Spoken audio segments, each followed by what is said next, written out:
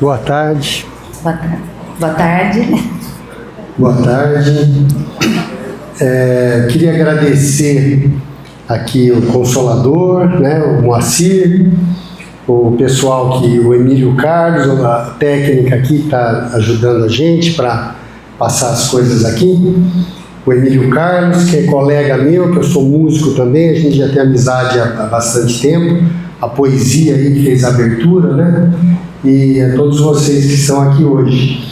A gente vai falar um pouco hoje sobre a primeira pessoa que se dedicou ao espiritismo aqui na nossa região. Não só em Araraquara, mas na região toda aqui, né? O primeiro que iniciou, que é o Caibar Schutel, né? Que São Carlos, Ibitinga, Ribeirão Preto, tudo isso, todo esse espiritismo que veio nas cidades aqui ao redor, veio depois a partir do Caibar Schutel, né? Então é uma pessoa muito importante, é considerado aí, chamado de o bandeirante do espiritismo, justamente porque ele veio para o interior, né, trazendo essa novidade aí. E eu e a Márcia fizemos esse ano o nosso quarto documentário. Acho que vocês receberam um cartãozinho. Se clicar ali no QR Code ou digitar aquela linha no computador, dá para assistir esse documentário, os outros e os CDs também do Parnaso, que eu musiquei, e outros também, né? Tem bastante coisa lá, tá tudo nesse cartãozinho. Então nós vamos começar aqui falando um pouco sobre o Caibar e essa pesquisa que a gente fez para fazer esse documentário. Para fazer esse documentário, a gente se baseou principalmente nesses livros, né? O Bandeirante do Espiritismo, o Imortal Caibar Schutel, Passagens de uma Grande Vida, Caibar Schutel na Intimidade e uma Grande Vida. E fora o Bandeirante do Espiritismo e o Imortal Caibar Schutel, que são mais biografias mesmo do Caibar, com dados, né, de toda a vida dele, os outros são livros mais intimistas, são livros com histórias do Caibar na época dele. Então a gente procurou focar nesse documentário não a parte biográfica, mas mais na parte pessoal da vida dele. Por quê? Para a gente ver que o Caibar era como a gente. Então a gente também tem condições de fazer um grande serviço em prol de todos, né? Pode. E para isso a gente entrevistou, para fazer o documentário, o Davi Lisenberg, que é lá de Matão, acho que todo mundo aqui conhece. Um daqueles livros lá, que a Márcia citou, é do Davi. Então ele é um dos biógrafos do Caibar, né? O Orson Peter Carrara, também lá de Matão, muito envolvido com o Clarim, com as histórias do Caibar. Inclusive ele foi um dos fundadores do Instituto Caibar Schutel, e todo ano ele realiza um encontro Caibar Schutel. Então, assim, uma pessoa que tem um grande conhecimento da vida do Caibar Schutel. A Ana Beatriz Perche Baldan, que é sobrinha neta das médiuns lá do Caibar, da dona Antoninha Perche, né, e da dona Mariquinha Perche. Então ela tem muitas histórias da família dela com o Caibar. E a mãe dela, inclusive, conviveu ali na farmácia com o Caibar Schutel. Eu, que fiz mais a parte mesmo de pesquisa, né? E a dona Ziza Antunes Rosito, que é uma senhora que hoje ela está com 103 anos, ela conheceu o Caibar Schutel, ela era mocinha e trabalhou lá no Clarim. Então, assim, é uma graça a gente ter conversado com ela, uma pessoa com 103 anos, lúcida, com vontade de aprender e, assim, com tantas histórias sobre o Caibar. Bem, o Caibar não nasceu aqui, o Caibar nasceu no Rio de Janeiro, né? De uma família rica. O avô dele era um médico lá, famoso, só que o pai e a mãe do Caibar, eles faleceram quando o Caibar tinha apenas 9 anos de idade. E o Caibar ficou órfão de pai e mãe e foi morar com o avô, Henrique Schutel, né? O Henrique Schutel, como tinha condições, colocou o Caibar na melhor escola que tinha no Rio de Janeiro, que era o Colégio Dom Pedro II, né? Colégio famoso no país todo. E o Caibar teve uma grande formação lá, de línguas e tal, que ele vem depois usar isso para traduzir livros, né? Ele vai fazer a Revista Internacional de Espiritismo, ele pega matérias do exterior e traduz, né, do francês, do inglês, do alemão, né?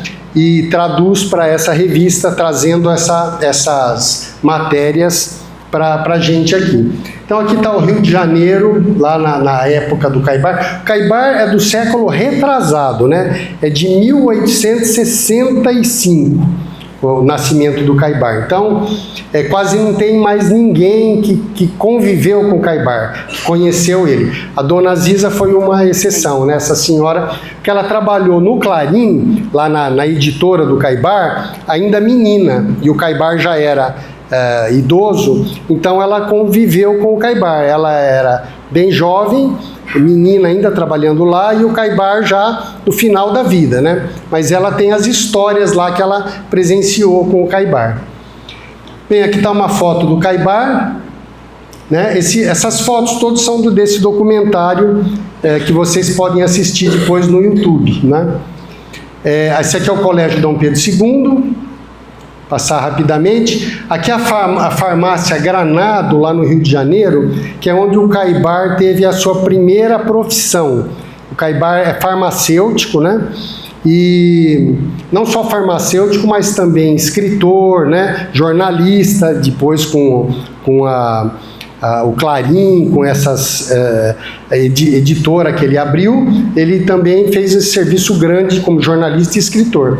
Mas ele começou lá no Rio de Janeiro, aprendeu, não fez faculdade, ele aprendeu ali como prático, farmacêutico prático, né? E depois, quando ele vem para cá, a primeira profissão dele foi aqui em Araraquara, na Droga Raia, ali da Rua 2 com a Avenida São Paulo. Foi farmacêutico ali, né?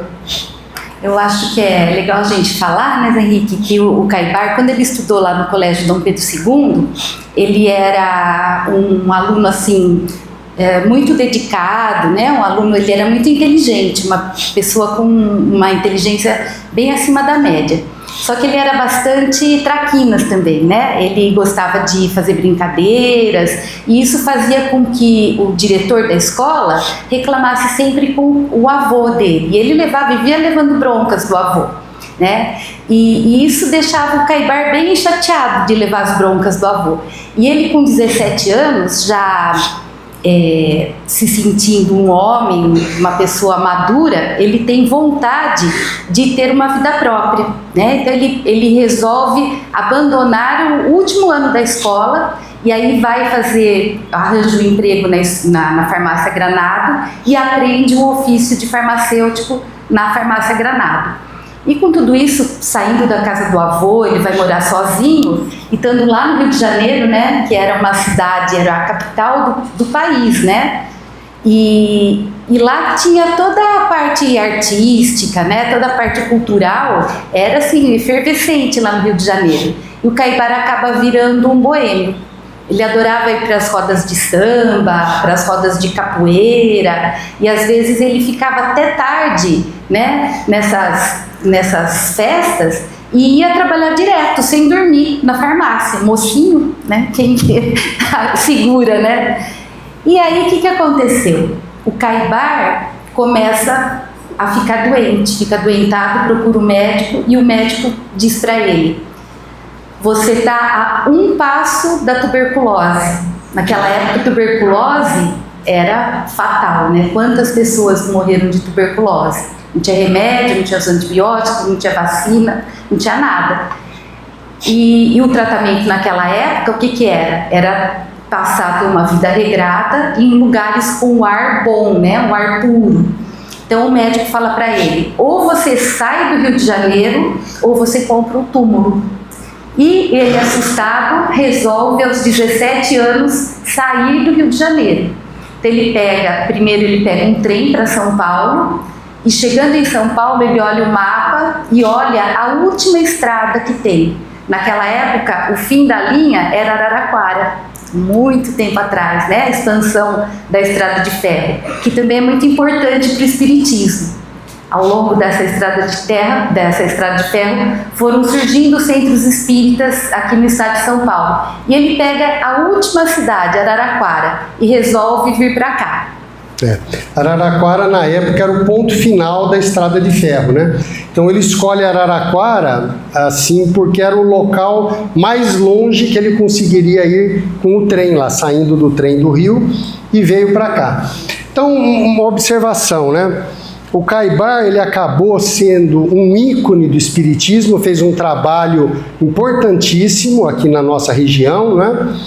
E a gente vê que ele começou assim na boemia, lá no Rio de Janeiro e tal, e a gente vê que às vezes Deus escolhe pessoas pela sua capacidade, pela sua perseverança, como por exemplo Emmanuel, que viveu na época de Cristo e não quis acompanhar Cristo, ali era um opositor praticamente de Cristo, virou praticamente hoje uma personalidade dentro do espiritismo, é a pessoa que coordena, o espírito que coordena toda a obra de Chico Xavier, né? Tudo que veio através de Chico passou por Emmanuel, desde os livros de poesia, os livros do André Luiz, do Humberto de Campos, e além dos próprios livros do Emmanuel. O Paulo de Tarso era um perseguidor de cristãos, né? Ele perseguiu o Estevão, né? Quem leu Paulo e Estevão, essa história sensacional, uma obra de arte da literatura espírita, né? Você vê ali que o Paulo assassinou o Estevão, né? Então, e virou o maior divulgador do cristianismo depois, né? Ele fez um trabalho que todos aqueles 12 apóstolos que conviveram com Jesus, talvez não tivessem a capacidade que Paulo teve de ir para os lugares e falar e aguentar ser apedrejado, ser desprezado, né? E ele foi com aquela gana e divulgou o espiritismo que chega até os dias de hoje, né? Outro exemplo, comparando com Caibar, São Francisco de Assis, também um jovem rico que gostava da boemia, das festas e tal. A hora que ele descobre que ele estava numa vida que não ia levar ele a lugar nenhum, ele se transforma um dos transformadores do cristianismo na época, né? Ele veio para... até houve uma voz que ele tinha que reconstruir a igreja, que a igreja estava toda deturpada, e ele começa inicialmente achando que ele tinha que reconstruir uma igrejinha que estava em ruínas lá. Depois ele entende que não era aquela igrejinha, que era a igreja, né? Da época, o São Francisco é de 1200, então nem existia sombras do espiritismo nessa época, né? Então ele foi uma das pessoas que balançou a igreja católica e voltou ela para os eixos. Então tá aqui. Então aqui é a farmácia Raia, que foi a primeira farmácia que o Caibar trabalhou aqui, né? Então essa grande rede que a gente tem hoje em dia surgiu aqui em Araraquara com o seu João Batista Raia, né? E o Caibar, como a gente estava falando, lá no Colégio Dom Pedro II, ele teve uma formação muito boa, inclusive uma formação religiosa, uma formação católica. E ele era um católico fervoroso. E ele era muito amigo, na época, do padre Cesarino, que era o padre aqui da Igreja Matriz de São Bento. É um padre bastante famoso aqui na cidade por ter participado daquela história do linchamento dos Britos, né? E várias outras coisas que a gente tem conhecimento. E ele era assim, ele participava das quermesses, ajudava a vender rifa, ele era dos Marianos, né? Da Ordem dos Marianos lá na Igreja Católica. Então, assim, ele nem sonhava com o espiritismo nessa época. Aqui é Matão, né? O que acontece? Por que o Caibar mudou para Matão, de Araraquara para Matão? Aconteceu o seguinte, aqui em Araraquara, não só em Araraquara, mas aqui nas cidades da região, teve um surto de febre amarela muito grande. E naquela época também não existia vacina e as pessoas não sabiam como que era transmitida a febre amarela. E eles começaram a perceber que em Araraquara morreu muita gente, tanto que fizeram o cemitério lá dos Britos para enterrar esses corpos que foram vítimas da febre amarela naquela época. Para não contagiar aqui dentro da cidade. E aí o pessoal começou a sair de Araraquara, a ir para cidadezinhas pequenas que tinham aqui em volta. Na época tinha a cidade de Bom Jesus das Palmeiras, que era uma vilazinha que veio a ser Matão. Que era um distrito de Araraquara ainda na época, né? Então aqui Matão teve a primeira missa em 1895 e foi nessa época que o Caibar foi para lá. Então o Caibar, indo para Matão, ele começa a modernizar a cidade, entrar em contato com os fazendeiros lá, as pessoas, e consegue, inclusive, a emancipação de Matão. Matão torna-se município e ele vira o primeiro prefeito de Matão, né? Ele foi prefeito por 2 gestões lá em Matão, e depois ele abandona a política e vai e abre uma farmácia, que existe até hoje, farmácia Schutel, né? Que é lá do lado do Clarim, ali onde tem o Memorial Caibar Schutel, que era a casa do Caibar, a gráfica, né, do Clarim, e a farmácia era tudo na mesma rua ali. Ele então abandona a política, mas ele participou dessa emancipação de Matão e modernização, né? Então aqui tá umas fotos de Matão lá no início, né? Tem até um busto na praça central lá para o Caibar Schutel, em Matão, né? E como foi o contato de Caibar com o espiritismo? Caibar tinha sonhos recorrentes com seu pai, que ele mal lembrava, né, de seu pai, porque morreu, ele tinha 9 anos, nunca mais tinha poucas fotos naquela época, quase não tinha máquina fotográfica, né, e tal, não tinha, então, e ele sonhava com o pai dele, conversando com ele, e ele achava muito real esse sonho com o pai, e ele perguntava para os padres que ele tinha amizade, e o padre falava assim, não, manda rezar uma missa para o seu pai, que isso passa e tal, e não passava, ele não achava que isso estava resolvendo. Até que ele recebe um jornalzinho, O Reformador, que existe até hoje, uma publicação da FEB, ele recebe do João Rosa, um amigo dele, um jornalzinho desse, que vinha lá do Rio de Janeiro, que quando ele estava no Rio de Janeiro ele não tinha contato com o espiritismo, né? Então ele lê esse jornal e começa a achar interessante as ideias do espiritismo, do contato com os espíritos e tal, e aí ele conhece um senhor, o Calixto de Oliveira, que era um médium intuitivo, porque não existia o espiritismo ainda, os livros de Allan Kardec, ninguém conhecia nada disso por aqui. Mas esse senhor, ele recebia mensagens de espíritos e tal de uma forma intuitiva, na casa dele e tal. E o Caibar conhece ele e começa a dizer, será que você não recebe uma mensagem do meu pai, né? Que eu tenho muitos sonhos com meu pai, e numa das sessões que o Caibar vai na casa do Calixto, ele recebe uma mensagem do pai dele dizendo as mesmas coisas que ele sonhava com o pai dele. Então ele fica muito impressionado com isso e quer estudar mais o espiritismo. Então ele arruma um livro...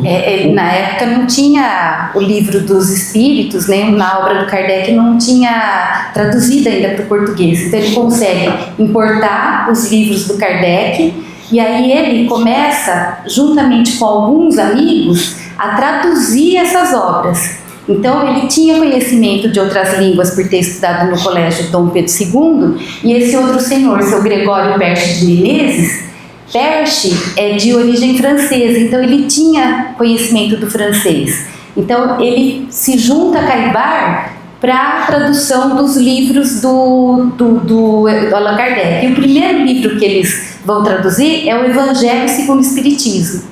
E a história que esse seu Gregório Perche e a Dona Elvira são bisavós da Ana Beatriz, que participa do nosso documentário e que contou pra gente que era assim: o seu Gregório chegava para Dona Elvira e falava assim: vou sair hoje à noite e vou sair com o Caibar. E se arrumava todo, né, que naquela época as pessoas botavam chapéu, gravata, terno, né, não saía de qualquer jeito. E saía, ia lá com o Caibar. Chegava na outra noite de novo: vou lá com o seu Caibar. E ela começou a ficar meio com a pulga atrás da orelha, porque que esse homem toda noite vai lá no Caibar, não sabia o que estava acontecendo. Ele não falava nada, naquele tempo também a mulher não podia falar muita coisa, ela ficou quietinha, só observando.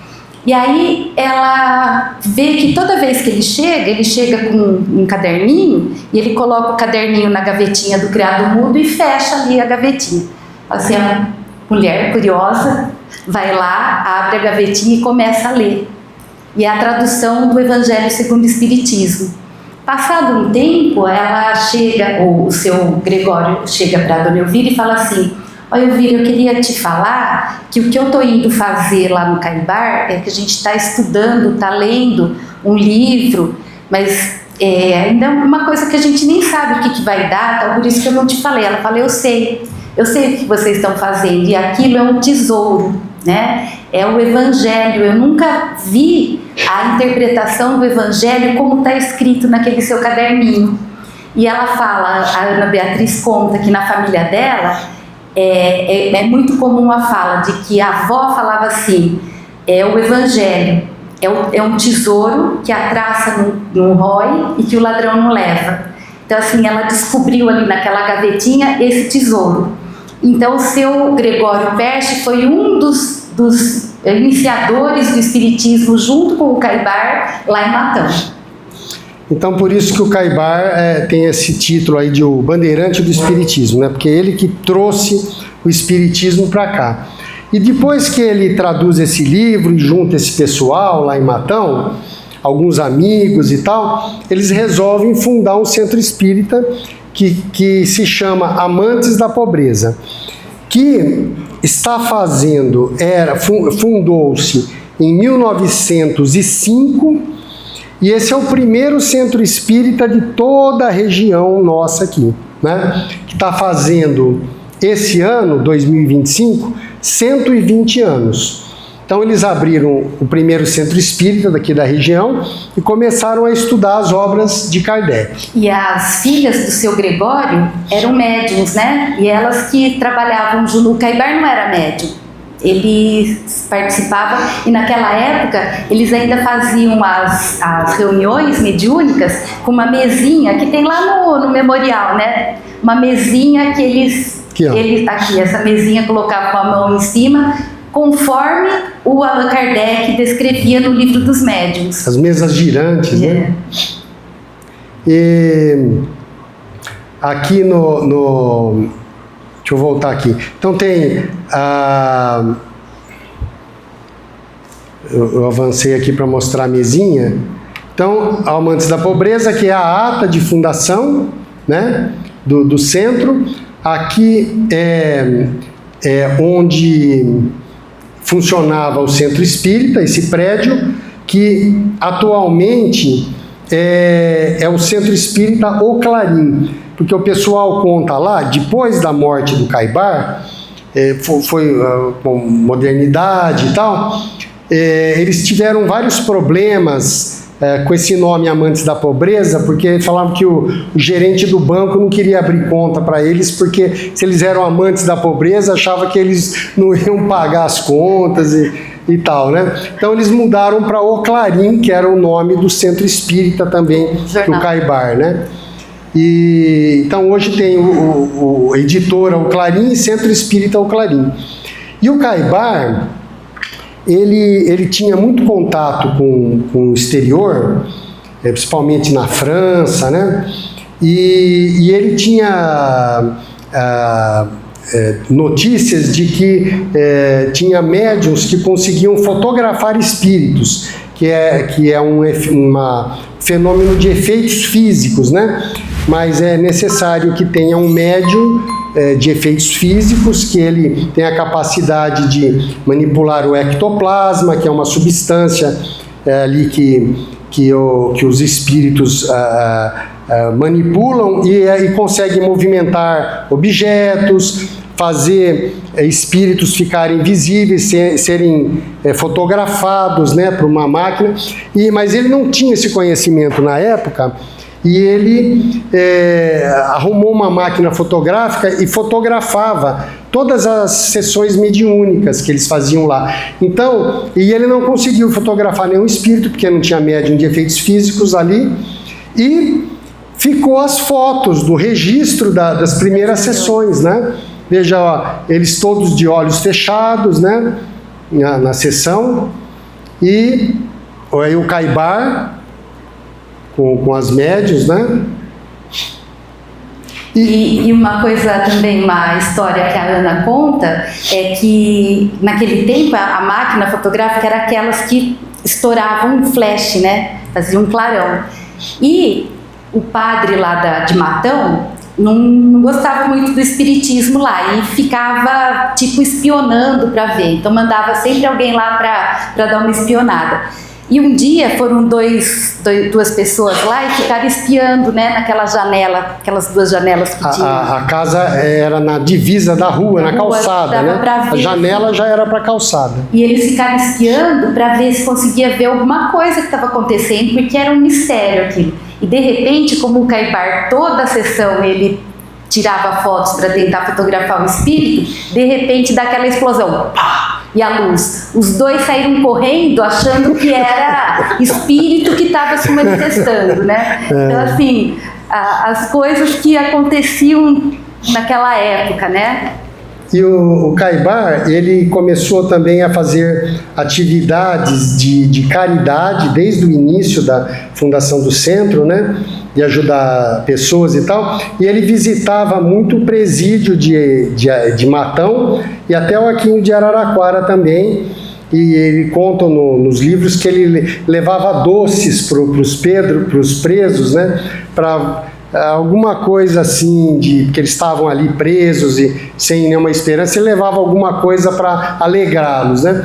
E quando tinha um preso, o Caibar era muito respeitado lá em Matão, quando tinha um preso que estava meio perturbado, assim, ele pedia para o delegado deixar levar o preso para o centro espírita, para dar um passe nele, fazer um tratamento. E o delegado deixava, ele levava o preso para o centro espírita, fazia um tratamento e devolvia o preso para a delegacia. E como eu estava falando, o clero, né, a igreja de Matão, não gostava muito dessa história do Caibar tá fazendo esse centro espírita, né? Tá tendo bastante gente que começa a frequentar. E fazendo caridade, que era uma das grandes coisas que Caibar fazia, que era caridade. Ele era até conhecido lá em Matão como o pai dos pobres. Então, o que acontece? O padre começa a falar mal do espiritismo, falando, naquela época, até hoje a gente sabe que muitas vezes se fala que é bruxaria, feitiçaria, que são coisas do mal, né? E o Caibar não tinha como se defender. Ele ouvia aquelas histórias e não tinha como se defender. Porque se ele tentasse publicar um artigo no jornal da cidade, ninguém permitia, porque a igreja dominava tudo. Então, o que ele resolve fazer? Ele fala assim, bom, se eu não posso imprimir aqui na cidade, eu vou arranjar um lugar fora daqui para fazer um jornalzinho dando a resposta para as coisas que o padre está falando. Então, o que ele faz? Ele arranja uma gráfica em Taubaté. Imagina, Taubaté pra gente hoje é longe. Imagina naquela época, que não tinha estrada, não tinha É de carroça. E era carroça, porque não tinha trem, não tinha ônibus, não tinha nada. Mas ele arranja lá em Taubaté uma gráfica e ele escreve, ele tinha facilidade para escrever, ele escreve os artigos e lança o jornalzinho O Clarim. Primeira impressão lá em Taubaté. Então ele lançou, acho que ele fundou o centro, acho que em julho, né? Aqui, ó, é o Centro Espírita, Amantes da Pobreza, e aqui a gráfica O Clarim. Era um prédio único. Hoje tudo isso é o Centro Espírita O Clarim, né? E a gráfica funciona em outro prédio. E aí o que aconteceu também? Ele fez o Clarim, começou a imprimir, só que lá em Taubaté, como o moço lá fazia esses serviços para Centro Espírita, faliu o jornal. Aí o Caibar falou, e agora, eu vou parar de fazer isso? Ele arranjou um dinheiro e comprou a prensa lá de Taubaté e trouxe para Matão, fundando assim a editora do Clarim. Essa prensa era no pedal, não era elétrica, nada. Então tinha que ficar pedalando e ia passando as folhas ali para imprimir. E a Ana Beatriz conta que as tias dela ajudavam muito o Caibar, né? E uma das coisas era que quando estava muito frio, eles tinham que fazer fogueirinha dentro da gráfica para ficar mais quente, para a tinta ficar mais molinha e poder grudar no papel. E depois, quando ia imprimir livros, né, eles imprimiam livros para encadernar, as tias dela, a avó dela costuravam na mão. Faziam cada livro que era feito na editora era costurado à mão, era artesanal. Né? E até que o Caibar compra um Fordinho, né? Ele tinha um cavalo que usava com carroça e tal no início, depois ele compra um Fordinho e ele usava esse Fordinho para encher de jornal no banco de trás, e ele ia todo dia, na hora que o trem passava, porque depois teve estação de trem em Matão também, né?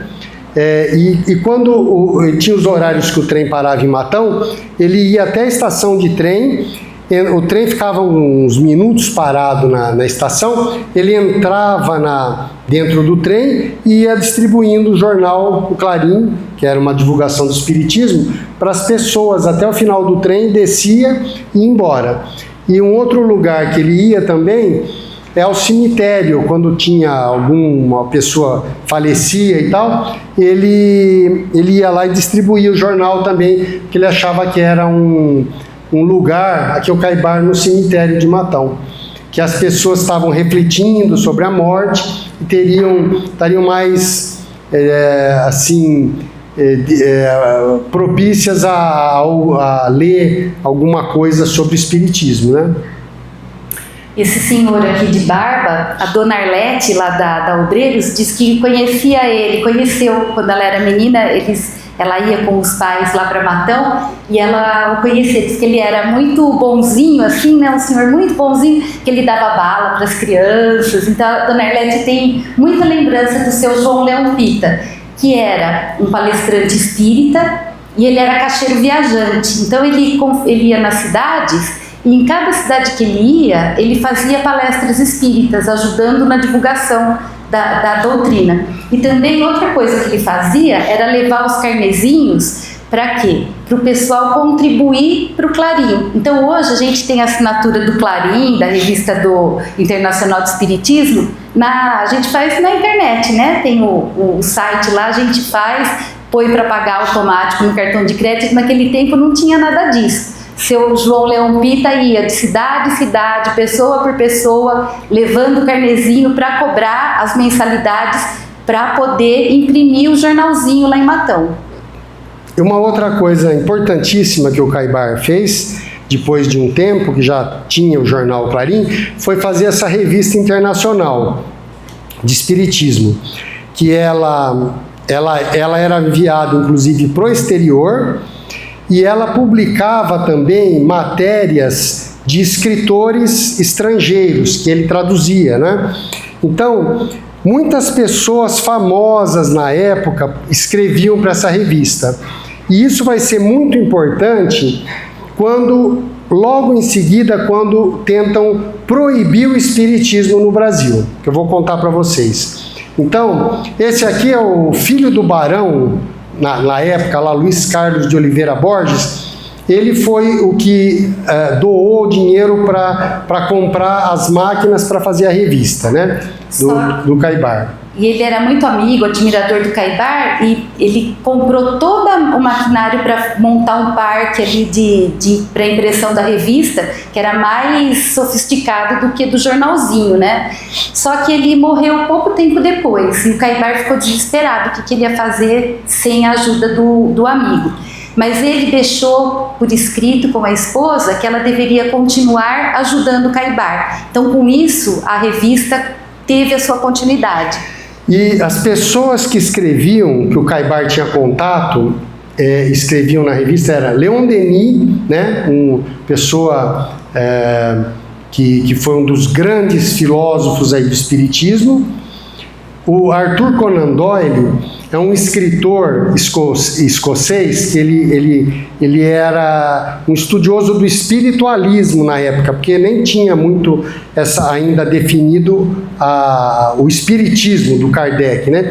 Então ele era do espiritualismo, ele escrevia também para a revista, e essa pessoa é tão famosa que ele foi o criador do Sherlock Holmes, aquela coisa de detetives que ficou famoso no mundo inteiro, né? Então era uma pessoa muito famosa na época. O Cesare Lombroso, também um cientista italiano. O Ernesto Bozano, que até hoje, se a gente for aqui na livraria do Consolador, certamente vai ter algum livro do Ernesto Bozano aí. Ele é muito utilizado no espiritismo, né? Ele era um professor da Universidade de Turim. E o Charles Richer, que era um médico que estudava também essas coisas de espiritualidade, e o Charles Richer que definiu o termo ectoplasma, que hoje é usado até em filmes lá do Caça-Fantasma, eles usam esse termo ectoplasma, que é quando ocorrem efeitos físicos, né? E o Charles Richer que definiu esse termo para o ectoplasma. E o Charles Richer foi prêmio Nobel de Medicina em 1913, para vocês terem uma ideia da importância dessas pessoas. E quando, aqui no Brasil, aqui no caso é um cartãozinho do Charles Richer para o Caibar.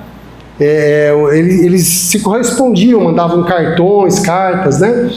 E o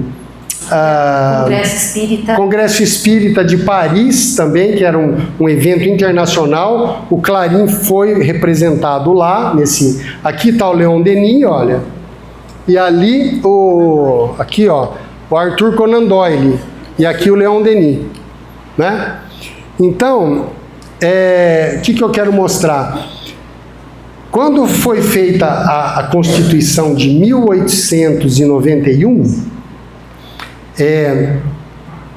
eles queriam proibir o espiritismo no Brasil. A Igreja Católica era muito forte, tinha muita influência com o presidente, os governos e tal, e eles achavam, a Igreja tinha uma ideia que o espiritismo era uma coisa ruim, então eles queriam acabar com isso com uma lei. E tinha um projeto lá para proibir o espiritismo. Então, por exemplo, se tivesse acontecido isso, talvez a gente não tivesse aqui hoje reunido para fazer uma palestra, né? Não tivesse todos esses livros espíritas que nós temos.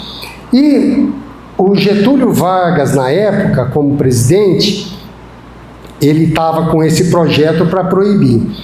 E o Caibar ficou sabendo disso, e o Caibar, juntamente com outras pessoas, né? Da época, mas o Caibar foi um dos grandes responsáveis por isso. O Caibar pegou todo esse material desse pessoal que eu mostrei aqui, do Charles Richer, Ernesto Bozano, Arthur Conan Doyle, Leon Denis, que ele tinha elogiando o trabalho do Caibar, e escreveu uma carta para o Getúlio Vargas dizendo tudo que o espiritismo fazia, que ajudava, que fazia caridade, fazia tratamento espiritual para as pessoas que estavam com problemas e tal. E o Getúlio Vargas, vendo todos aqueles nomes famosos, ele achou que ele ia entrar numa fria de proibir uma coisa, que ele ia ficar como uma pessoa antiquada, sendo que tanta gente importante estava apoiando. E aí engavetou essa proibição. Então, o movimento se chamava Movimento Pró-Espiritismo, que o Caibar era um dos mentores, né? Aqui é a casa do Caibar Schutel, quando ele morava, que hoje em dia é o Memorial Caibar Schutel. Foi reformado e tem vários objetos do Caibar. Quem quiser ir lá para Matão visitar, é interessante. Tem o guarda-roupa com as roupas do Caibar, a máquina de escrever, a prensa que eles usavam na época, né? Aquela mesinha de mesas girantes lá de sessão mediúnica, né? Então é interessante visitar também. E o Caibar, como eu disse, ele não era médium, né? Mas ele procurava, como ele tinha conhecimento, né, de correspondências no exterior, várias coisas de sessão com presença de efeitos físicos, ele, como o Zé Henrique disse, tentava fotografar espíritos e nunca conseguiu. Mas ele era chamado, como ele era uma pessoa muito respeitada lá em Matão, ele era chamado para resolver, né, para tentar entender problemas que aconteciam, que naquela época acontecia muito, né, problema de efeitos físicos. Então as pessoas moravam em sítios, fazendas, e tinha pedrada, tinha coisa assim que as pessoas não sabiam explicar. E a Dona Ziza conta uma experiência. Aqui a Dona Ziza está jovem ainda. Hoje ela está com 103 anos. Aqui deve ter o quê? Acho que uns 80, né? E a Dona Ziza, essa é a casa onde ela morou, o sítio onde ela morou lá em Matão. E ela conta que quando ela era menina, eles costumavam, depois de jantar, sentar na varanda da casa e ficar ali conversando, tomando a fresca, né? E quando eles estavam sentados lá, e começavam a sentir pedradas. Eram pedradas que batiam no braço deles e a pedra vinha quente, como se tivesse sido aquecida no fogão. Mas não machucava e nem queimava, mas eram pedras quentes que batiam neles. E eles não sabiam o que era isso, começaram a ficar assustados e chamaram o Caibar para ver o fenômeno e para conversar sobre o que estava acontecendo. O Caibar foi lá, viu tudo o que estava acontecendo e orientou o que a gente orienta até hoje, né? Evangelho no lar, elevação do pensamento, né? Como a gente faz até hoje. Caibar naquela época fez a mesma coisa. E a Dona Ziza conta também que lá nessa varanda da casa dela, às vezes eles estavam lá e começava a acontecer isso, e uma vez tinha um senhor que chegou e falou para eles, falou assim: quero ver se algum espírito tem coragem de vir aqui fazer alguma coisa, jogar pedra. E foi lá e falou: e se ele vier, vou pôr esse capacete. O capacete é da Revolução de 32, que era do irmão da Dona Ziza. Botou o capacete na cabeça e então falou assim: vem espírito, vem tacar pedra aqui que eu quero ver se me acertar. A hora que ele falou isso, diz que veio, parecia que alguém deu um tapa assim, de trás para frente, que o capacete voou longe. Então o homem ficou morrendo de medo, nunca mais duvidou dos espíritos, né? Esse aqui é o bar do japonês, que não existe mais, né? Mas nesse local, lá em Matão, Rua Rui Barbosa, 925, hoje tem uma ótica aí nessa esquina. Tem uma história muito curiosa aí com esse bar, que o Caibar recebeu a visita de um amigo dele de Santos. E ele chega, não tinha telefone, não tinha comunicação na época, né? Então ele chega meio sem avisar e vai lá para o centro espírita e eles vão fazer uma sessão mediúnica e ele chega lá e participa, cumprimenta o pessoal e participa da sessão mediúnica junto com o pessoal do Caibar lá. E a hora que termina os trabalhos, uma pessoa lá do centro fala assim, puxa, uma visita tão ilustre, a gente não fez nem uma bolachinha, um suco aqui para oferecer para ele, não tem nada e tal. Aí alguém chega com uma bandeja de coxinhas, e aí começa a servir para todo mundo lá, o pessoal começa a comer as coxinhas e tal, e hora que termina, esse amigo do Caibar chega pro Caibar e fala assim, ó, agora precisa ir lá no bar do japonês, porque essas coxinhas vieram de lá. Então foi um transporte, né? Eu fui com a Márcia em Pedro Leopoldo, onde morou o Chico antes dele se mudar para Uberaba, e lá no centro Luiz Gonzaga tem uma caixinha de vidro com uma rosa, e essa rosa ela foi transportada de um jardim para a mesa da sessão mediúnica, que é uma das coisas de unidade de transporte, e eles puseram ela numa caixinha de vidro e ela está lá exposta até hoje. E aí aconteceu isso com as coxinhas lá, quando o amigo... E aí eles foram lá e falaram que tinham que pagar umas coxinhas. O japonês falou, tinha umas coxinhas aqui, mas sumiu. Não, nós íamos pagar porque o pessoal já levou, e pagaram as coxinhas lá pro japonês, né? E diz que essa história até hoje é famosa, né? Lá é famosa. Tem até em livros que não são espíritas, um livro de memórias lá de Matão, como chama? Bar do Gargalo, né? Acho que chama o livro. Ele conta essa história lá também.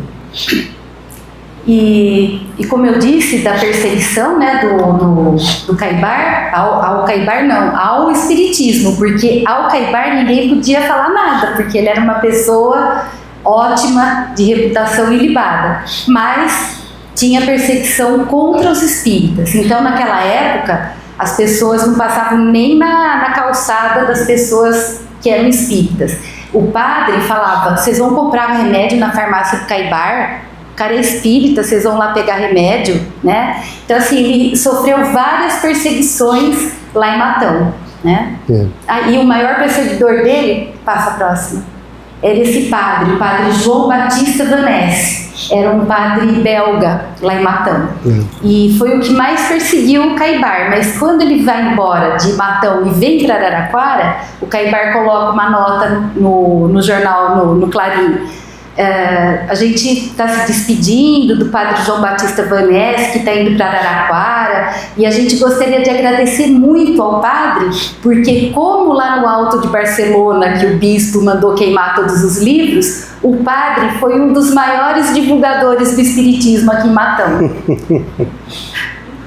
Essa é a farmácia Schutel, né? Que é o que o Caibar... depois que ele foi prefeito e abriu essa farmácia, ele viveu da farmácia pelo resto da vida, né? Existe até hoje lá, ali perto do lado do Clarim, na esquina ali, ainda existe essa farmácia, que é o padre Cesarino. Acho que nós não vamos contar essas histórias porque vai ficar longo. Bom, o Caibar fez aqui programas radiofônicos aqui em Araraquara. Depois que ele morou em Matão, tinha rádio só aqui em Araraquara, Rádio Cultura, né? PRD4. E ele conseguiu aqui um horário e fazia programas radiofônicos de palestras espíritas. Então aqui nós temos, aqui tem é ali no Shopping Lupo, né? Ali na Avenida Espanha, né? Era esse prédio antigo, que hoje tem ali um sobrado ali, né, nesse lugar.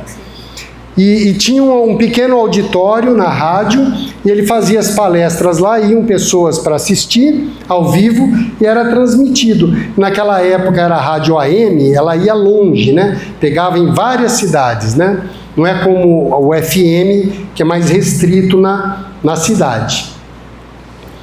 Então, essas conferências viraram um livro, transcreveram todas essas palestras do Caibar nesse livro, Conferências Radiofônicas. E além desse livro, ele escreveu mais de 16 livros, né? Sim. Também sobre... 17 livros no total, né? Isso.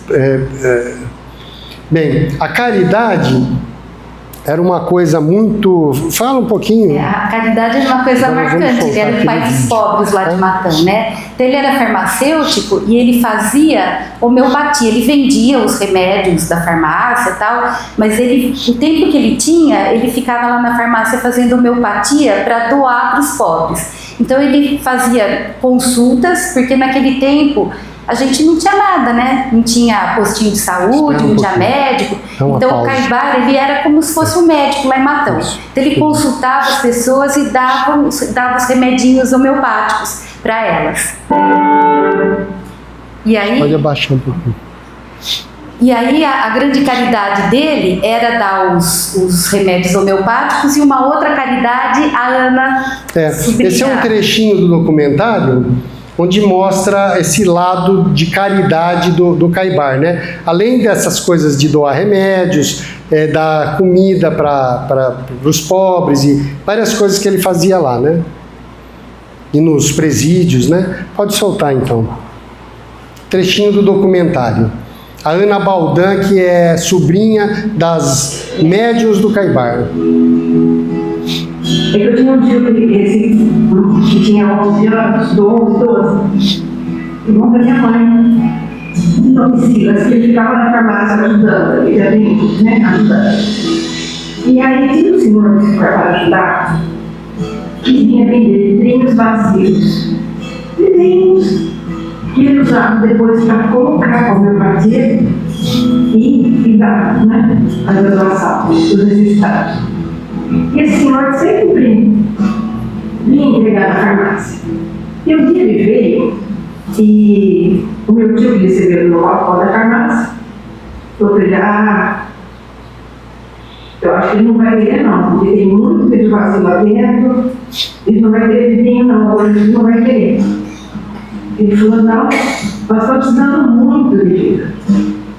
Aí meu tio ele falou: vai lá, Silas, compre todos os vidros que ele tiver, pague ele e depois eu explico para você. Meu tio, sem entender nada, foi lá e pagou. Pagou os vidrinhos. O senhor foi embora feliz. Aí meu tio falou: agora, senhor, o que eu faço com esse monte de vidro? Ele falou: faça favor. Está vendo aqui do lado da farmácia? A farmácia era de esquina, né? Ela existe até hoje, no Matão. E tinha uma parte de terra. Ele falou: agora você vai lá, Silas, e você começa a comprar para mim.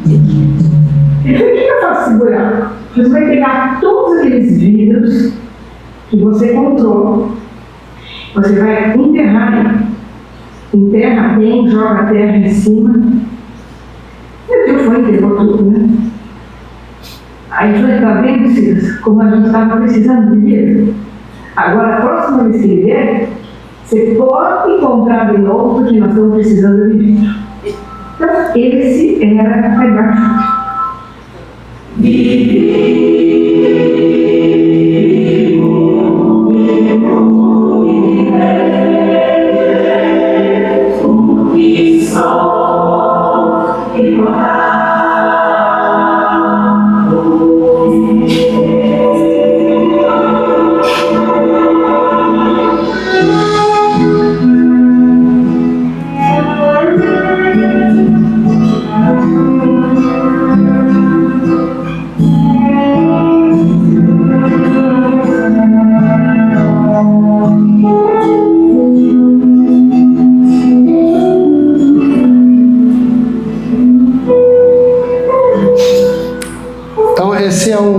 Trailer do documentário, né? Depois, quem quiser pode assistir o documentário inteiro. Tem muitas outras histórias aí do Caibar, que é interessante, né? Então, acho que agora, para encerrar, a gente poderia falar. E essa música aí que tocou o tema, Vivi, Vivo e Viverei, porque sou imortal, é a história que a Marcinha vai contar agora da morte do Caibar. O Caibar, ele já estava com quase 70 anos. Naquela época, era 1938, chegar aos 70 anos não era para qualquer um, né? E ele começou a ter problemas de angina. E E ele acabou tendo problema até que não parava de trabalhar, estava sempre trabalhando, e acabou falecendo. E no dia que ele estava tendo velório lá na casa, era na casa que fazia antigamente, né? Estavam lá velando e discutindo o que eles iam fazer, o túmulo que ia fazer, que ele gostava muito de ir no cemitério, né? Ia fazer o túmulo com, sei lá, granito, botar uma placa, não sei do que e tal. Todo mundo já imaginando para homenagear o Caibar. Nisso, o menino que está lá na farmácia chama o pessoal lá, os amigos mais chegados, né? O seu Urbano Xavier, que era um médico, era um dentista, muito amigo do Caibar, é chamado lá na farmácia, mas os outros amigos, e lá o Caibar dá uma comunicação psicofônica, uma coisa bastante rara, né? Ele tinha acabado de morrer no velório dele ainda, e ele dá uma comunicação psicofônica através do seu Urbano de Assis Xavier, e dá uma bronca no pessoal, falando assim: vocês estão pensando em fazer um túmulo para mim cheio de pompa? Não é isso que eu quero simplicidade, eu quero um túmulo simples, só tijolo, só que eu quero que vocês escrevam uma frase: vivi, vivo e viverei, porque sou imortal. E assim foi feito. Lá em Matão, o túmulo do Caibar é bem simples, apenas com essa a dona Ziza, que conta no documentário, ela fala: o túmulo do seu Caibar é simplicíssimo, né? Ela fala. É um cimentadinho com os tijolinhos em volta e a placa, né? Então, esse aqui é o médium Urbano de Assis Xavier. A filha dele... Célia. Como ela chama? Célia. A Célia Xavier, que psicografa livros também, ela recebeu num dos encontros, encontro anual Caibar Schutel, que o Orson faz lá em Matão, quando era ainda presencial, que atualmente está online, né? E ela recebeu uma mensagem do Caibar, assim, dizendo que do planeta de regeneração que está chegando, que tudo vai melhorar aqui no planeta, né? Ele vai falando isso e depois ele fala assim: mas nós precisamos trabalhar nesse processo de transição, porque nós não sabemos se nós vamos ficar aqui nesse planeta. O planeta vai melhorar, mas pode ser que a gente não fique aqui. Então, vamos trabalhar, ele puxando a orelha do pessoal para se empenhar nesse processo da transição, né? E no documentário tem essa psicografia também. E ele fala ainda que nunca se teve tanto acesso à informação, tantos livros, né? Hoje, tanta coisa que a gente tem, e ele fala que os livros estão mais destinados a enfeitar as prateleiras do que serem lidos e colocados em prática. Então, a gente vê o Caibar, acho que foi escolhido para ser essa pessoa, de trazer por essa energia, essa firmeza que ele tinha, né?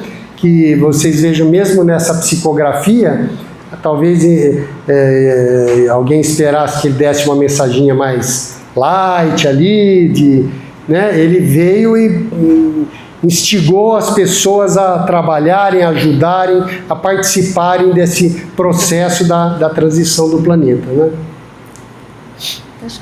Então, acho que é isso. Temos um livro do Abel Gleiser, que também é editado pelo Clarim, né? Que fala desse livro. Alvorada Nova é a colônia espiritual onde Caibar está.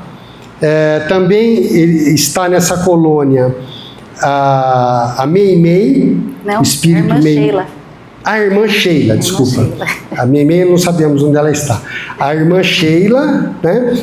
E o Wallace Leal, que é aqui da cidade, que também substituiu o Caibar depois de sua morte lá no Clarim por 30 anos, né? Ele tocou o Clarim lá por 30 anos. E está aí também nesse livro. E esse livro é interessante porque ele é anterior ao livro Nosso Lar, do André Luiz, né? Psicografia do Chico. E nos livros posteriores do Chico, o Chico fala também dessa colônia, Alvorada Nova, né? Que não é no Nosso Lar, né? Oi? Onde que o Chico cita essa colônia? Você lembra o livro? Eu acho que é no Mensageiros. Acho que é Os Mensageiros, né? É. Bom, então é isso que a gente tinha a fazer essa homenagem ao Caibar Schutel pelos 120 anos aí da editora O Clarim e do primeiro centro espírita aqui da nossa região, que depois deu origem a todos esses outros centros que temos hoje por aqui. Muito obrigado. Obrigada.